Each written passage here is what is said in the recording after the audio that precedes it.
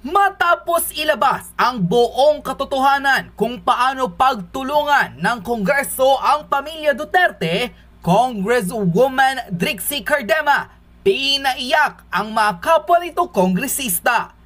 Hinangaan, pinalakpakan at pinabilib ni Drixie Cardema ng Duterte Youth Party List ang maraming netizens online kung saan kahit siya ang nag-iisang tagapagtanggol ng mga Duterte na dumalo sa Quad Committee, buong tapang itong nanindigan at ipinamukha sa mga kongresista na tila bakit mas pinagtatanggol pa ng mga ito ang mga durugista, kriminal at rapist na siyang nooy dinurog ng dating Pangulong si Rodrigo Duterte sa nakalipas na 6 na taon.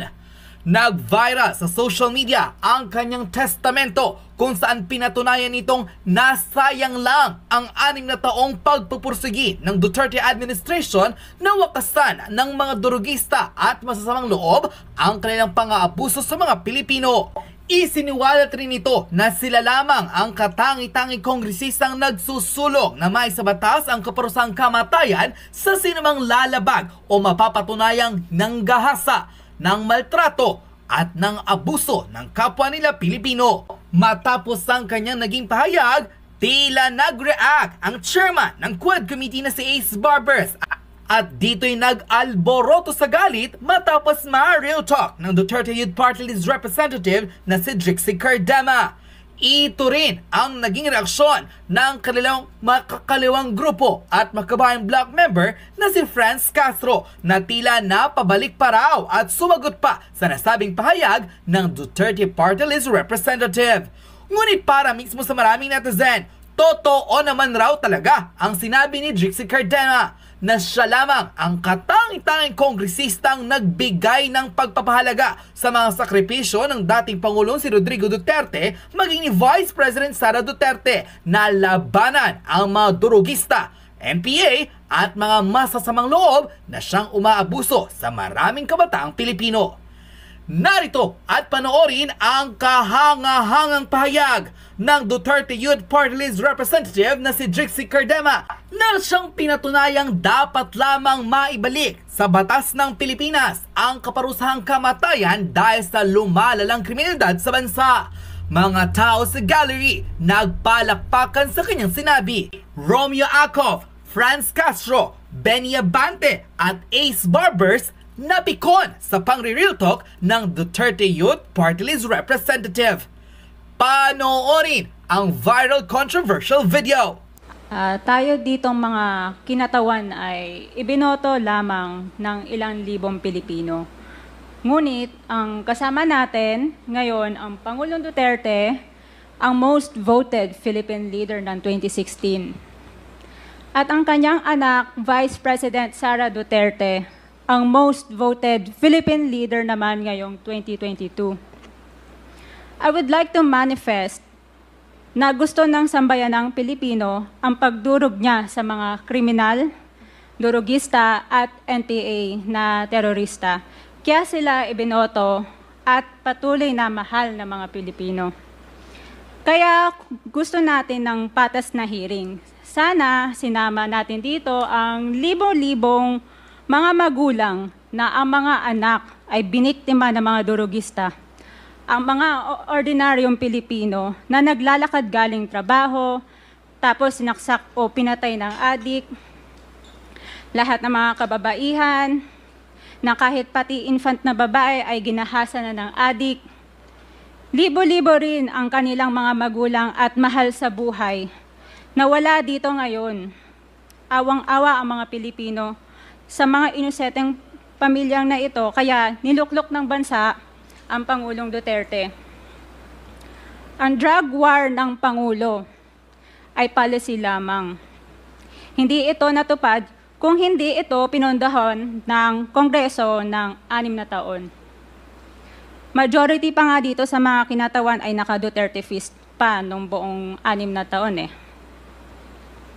Ang Duterte Youth Party List po ay patuloy na naninindigan sa Pangulong Rodrigo Duterte at pangalawang Pangulo, Sara Duterte, na naglingkod ng maayos, dumurog sa mga durugista, kriminal at NPA na terorista, para proteksyonan ang milyon-milyong Pilipino. Bakit wala nag-iimbestiga dito o nag-iimbita sa atin sa sobrang raming Pilipino na biniktima ng mga durugista? And lastly, sa mga kongresista na kaalyado ng mga NPA, mahiya naman tayo sa topic ng pagpatay dahil kayo mismo, hindi kayo nagsasalita sa pagpatay ng NPA sa mga pulis, sundalo at mamayang Pilipino. Pati rin po sa mga natitirang resource persons na gusto mag-abogada papuntang ICC, si Attorney Maria Cristina Conti, na kandidato ngayon ng Bayan Muna Party List. Kasama po ang inyong katabi na si Nery Colmenares ng Bayan Muna.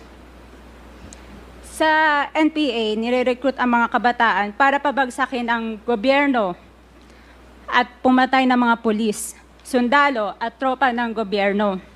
Di nyo naman kinokondena ang pagpatay nila. Ang kinokondena nyo ngayon ay ang dalawang naging most trusted leaders ng bansa na todo effort protektahan ang milyong-milyong mga Pilipino. In support sa advocacy sa Pangulong Duterte, ang Duterte Youth Party List ngayon, Kongreso, ito, ang kaisa-isang nagpapanukala ng pagbalik ng death penalty para sa mga rapist, kidnappers, durugista at terorista. In behalf of the Duterte Youth Party List, kami ay nagpapasalamat sa todong suporta ng Pangulong Duterte at VP Sara Duterte sa mga tropa ng gobyerno at sa pagdurog nyo sa mga kriminal, durugista at NPA na terorista. Yun lang po. Maraming salamat po, Mr. Chair. Salamat, Mr. Chair. Bawal po pumalakpak dito. Kung gusto niyo pumalakpak, doon kayo sa labas. Maaari ba? Mr. Chair. Wala hong bastusan dito, ha? Sige, Congressman Acop, you're recognized. Thank you, Mr. Chair. I beg to disagree with my colleague. Kasi bata pa siya. Ako, I have given up my life for this country. The former president is only 2 years older than I am. But I have been fighting for this country. I was a member of the Philippine Constabulary and became a policeman after Republic Act 6975 was enacted. This statement of my colleague betrays her ignorance. Kung gusto po niya na magpa-imbestiga, mag-file siya ng resolution and maybe refer to the appropriate committee to be fair with her. She is a congressman. She knows the rules.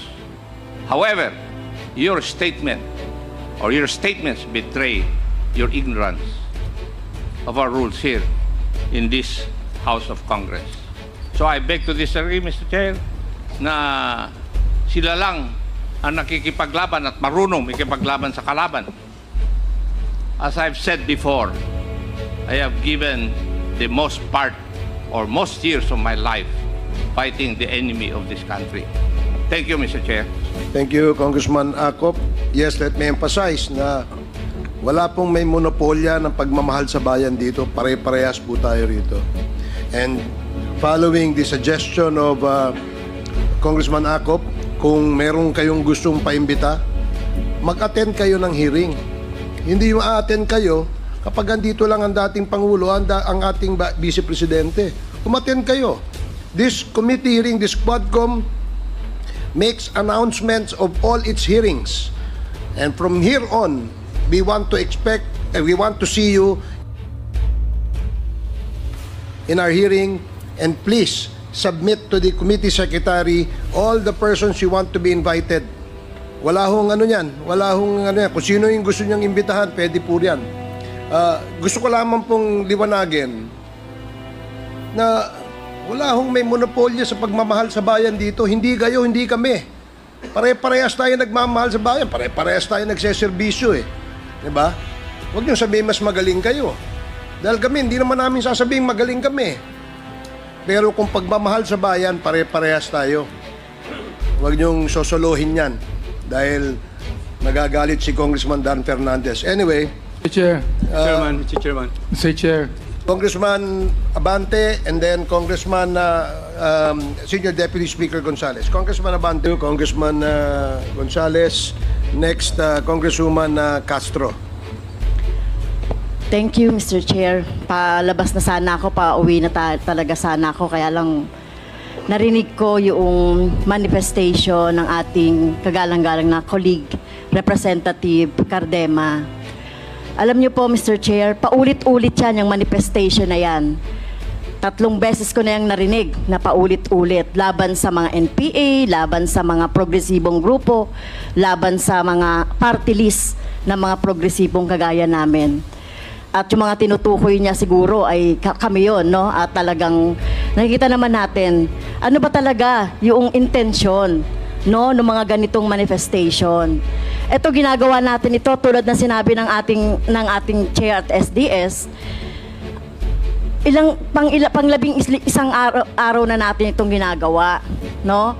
Nagpupuyat tayo dito, nagpapagod, hinahanap ang truth, etc.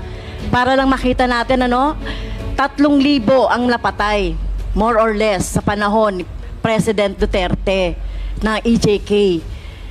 So, wala ba yan sa inyo?